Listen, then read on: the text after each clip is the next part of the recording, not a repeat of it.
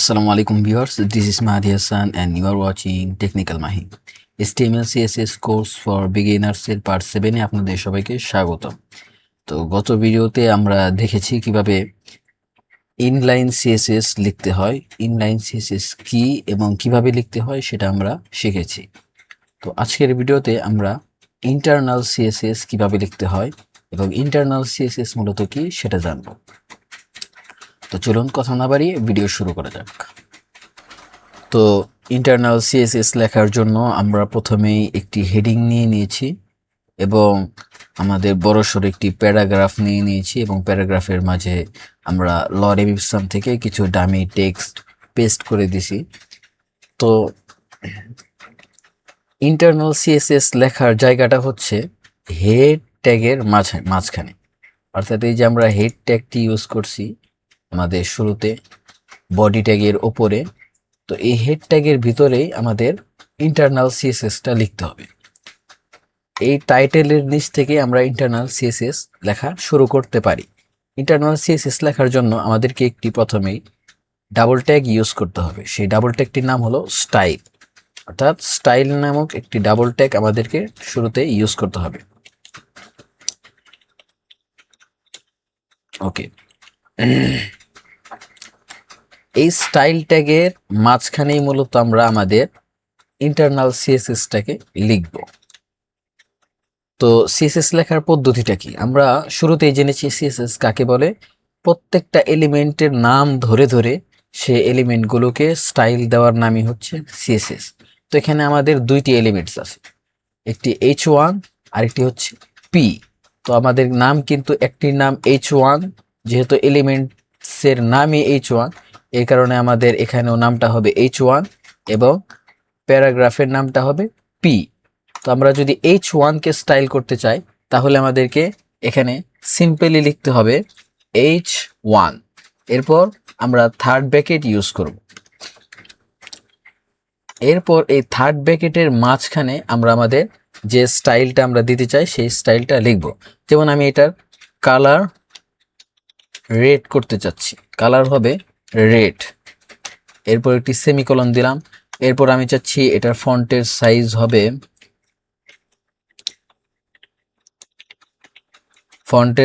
হবে 50 পিক্সেল। ওকে করে দিলাম। এখন যদি আমি ফাইলটাকে সেভ করি, তো এভরিথিং আমাদের ঠিক আছে। এখন যদি আমি ফাইলটাকে সেভ করি, সেভ করার পর ব্রাউজারে ফাইলটাকে ওপেন করি,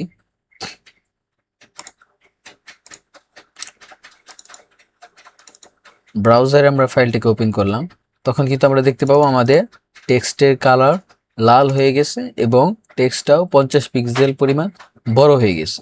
এরপর যদি আমরা আমাদের প্যারাগ্রাফটাকে স্টাইল করতে চাই, তো সেম প্রসেসে নিচে আমরা লিখব P, যেহেতু প্যারাগ্রাফের ট্যাগের নাম P, এই ট্যাগের নামটা লিখব, লেখার পরে থার্ড ব্র্যাকেট ইউজ করব।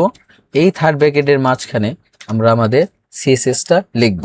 যেমন আমি চাচ্ছি প্যারাগ্রাফটার কালার হোক ব্লু, সেমিকোলন দিলাম। এরপর আমি চাচ্ছি এটার ফন্ট সাইজ হোক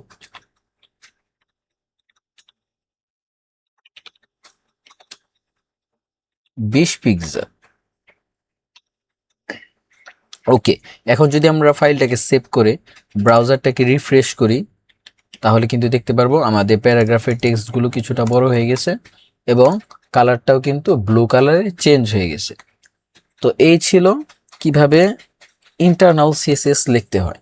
কিন্তু এখানে প্রশ্ন হচ্ছে, আমাদের ওয়েবসাইটে তো শুধুমাত্র একটা H1 ট্যাগই থাকবে এরকম তো কোনো কথা না, শুধুমাত্র একটা P ট্যাগই থাকবে এরকম তো কোনো কথা না।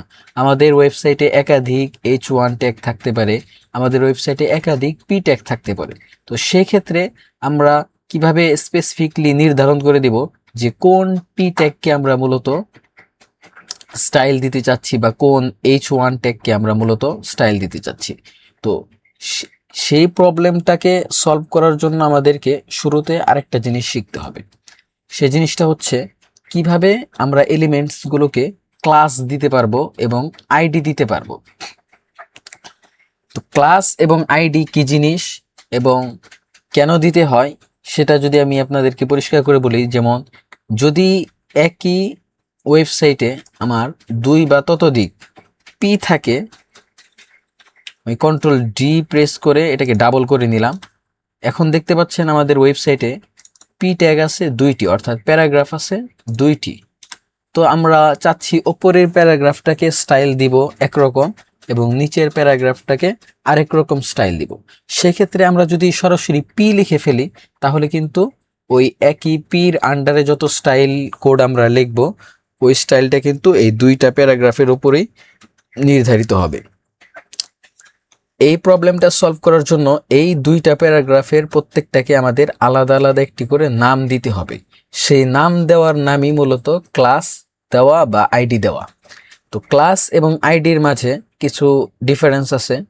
ক্লাস দেওয়া মানে আপনি একাধিক এলিমেন্টসকে, অর্থাৎ এইপিকে এবং এই H1কে একই ক্লাস 3টি এলিমেন্টসের মাঝে দিতে পারবেন চাইলে, কিন্তু আইডি শুধু একটি এলিমেন্টসে দিতে পারবেন। একাধিক এলিমেন্টসের মাঝে একই আইডি দিতে পারবেন না, তবে একই ক্লাস একাধিক এলিমেন্টসের মধ্যে আপনি ব্যবহার করতে পারবেন। তো চলুন প্র্যাকটিক্যালি দেখে নেই কিভাবে আমরা ক্লাস ব্যবহার করতে পারি। আমরা আইডিটা একটু পরে দেখব, আজকের ভিডিওতে শুধু আমরা ক্লাস দেখব যে কিভাবে আমরা ক্লাস অ্যাড করতে পারি। তো ক্লাস অ্যাড করার সহজ নিয়ম হচ্ছে অ্যাট্রিবিউট আকারে ক্লাস অ্যাড করা। অর্থাৎ আমরা যেভাবে অ্যাট্রিবিউট ইউজ করি, প্রত্যেকটা ট্যাগের নামের পরে আমরা একটা স্পেস নেই, এরপরে অ্যাট্রিবিউটটার নাম লিখি। তো ক্লাস অ্যাট্রিবিউটের নাম হচ্ছে ক্লাসই। ক্লাস অ্যাট্রিবিউট ইউজ করলাম, এরপর ডাবল কোটেশনের মাঝে আমরা এই প্যারাগ্রাফটাকে স্পেসিফিক কোনো নাম দেব। যেমন আমি এটার নাম দিচ্ছি হেডিং। ওকে, আবার আমরা এই প্যারাগ্রাফের ক্ষেত্রেও সেম একই কাজ করতে পারবো। যেমন আমি এটার নাম দিলাম, ডাবল কোটেশনের ভিতরে এটার নাম দিলাম আমি প্যারা 1। এক্ষেত্রে আপনাদেরকে বলে রাখি, ক্লাস বা আইডি দেওয়ার ক্ষেত্রে আপনারা সংখ্যা ইউজ করতে পারবেন না, কোনো ধরনের সংখ্যা ব্যবহার করতে পারবেন না। 1 নম্বর শর্ত এটা। যেমন 1 2 3 4 5 6 এই ধরনের কোনো সংখ্যায় আপনারা ক্লাস বা আইডির নামের মধ্যে ইউজ করতে পারবেন না। এবং দ্বিতীয়ত হলো আপনারা কোনো স্পেস ব্যবহার করতে পারবেন না। যেমন আমি এখানে যদি ক্লাসের মাঝখানে প্যারা 1 এভাবে লিখতাম, স্পেস দিয়ে লিখতাম, তাহলে কিন্তু প্যারা একটি ক্লাস ধরে নিত ব্রাউজার এবং 1 আরেকটি ক্লাস হিসেবে ধরে নিত ব্রাউজার। কিন্তু এই কাজটা করা যাবে না। এই কাজটা না করে আমাদেরকে একটি আন্ডারস্কোর বা একটি হাইফেন ইউজ করতে হবে। তো মোস্ট অফ দ্য টাইম আমি হাইফেন ইউজ করে থাকি, আপনাদেরকে রেকমেন্ড করবো হাইফেনটা ইউজ করাই বেটার। তো আমি এখানে হাইফেন ইউজ করলাম প্যারা 1। সেম একই প্রসেসে আমি পরবর্তী প্যারাগ্রাফের ক্লাসটা দিলাম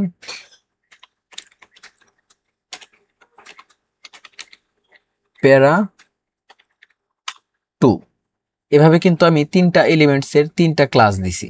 আর ক্লাস দেওয়ার নামই মূলত, ক্লাস দেওয়া মানেই হচ্ছে প্রত্যেকটা এলিমেন্টের নির্দিষ্ট একটা নাম দিয়ে দেওয়া।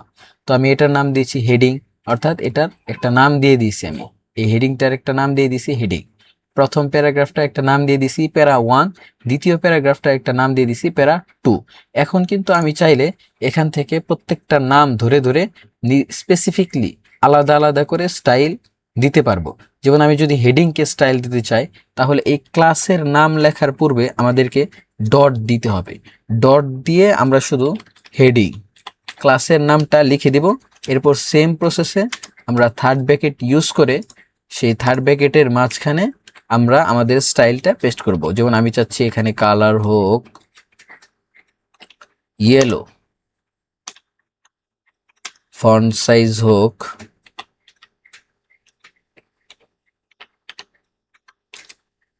50 পিক্সেল। তাহলে কিন্তু আমি যদি ফাইলটাকে সেভ করে ব্রাউজারটাকে রিফ্রেশ করি, তাহলে কিন্তু দেখতে পারবো আমাদের হেডিংটা 50 পিক্সেল ইয়েলো কালার হয়ে গেছে। এরপর আমি যদি পরবর্তী প্যারাগ্রাফ 1 এটাকে স্টাইল দিতে চাই, তাহলে আমাকে সেম প্রসেসে এখানে ডট লিখতে হবে প্যারা 1। এরপর আমি থার্ড ব্র্যাকেট ইউজ করব, থার্ড ব্র্যাকেটের মাঝখানে আমি মূলত কালারটা দিব। আমি চাচ্ছি এটার কালার হোক রেড এবং এটার ফন্ট সাইজ হোক 25 পিক্সেল। এখন যদি আমি ফাইলটাকে সেভ করি, সেভ করে ব্রাউজারটাকে রিফ্রেশ করি, তাহলে কিন্তু দেখতে পারবো আমাদের প্রথম প্যারাগ্রাফটা লাল কালার 25 পিক্সেলে হয়ে গেছে।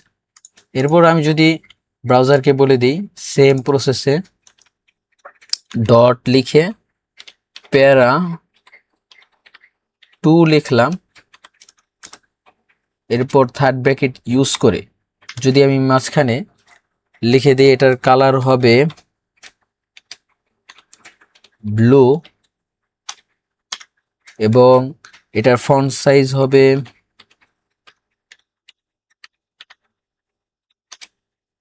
20 পিক্সেল এবং ফাইলটাকে সেভ করে ব্রাউজারটাকে রিফ্রেশ করে দেই, তাহলে কিন্তু দেখতে পাবো দ্বিতীয় প্যারাগ্রাফটা ব্লু কালার হয়ে গেছে এবং এটা ফন্ট সাইজটাও 20 পিক্সেল হয়ে গেছে। তো এইভাবে আমরা ইন্টারনাল সিএসএস লিখতে পারি ক্লাস দিয়ে দিয়ে নাম ধরে ধরে। তো এই পরবর্তী আজকের ভিডিওতে এই পর্যন্তই। এই পরবর্তী ভিডিওতে আমরা দেখব কিভাবে এক্সটার্নাল সিএসএস ইউজ করতে হয় এবং কিভাবে প্রত্যেকটা এলিমেন্টসে আইডি দিতে হয়।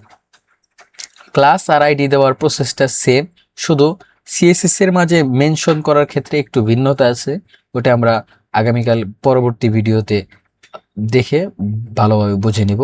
তো ভিডিওটি ভালো লাগলে অবশ্যই একটি লাইক করে কমেন্টে জানিয়ে যাবেন এবং চ্যানেলটি সাবস্ক্রাইব করতে ভুলবেন না। আর কোর্সটি কমপ্লিট করার জন্য আমাদের প্লে লিস্টটি ফলো করুন। ধন্যবাদ।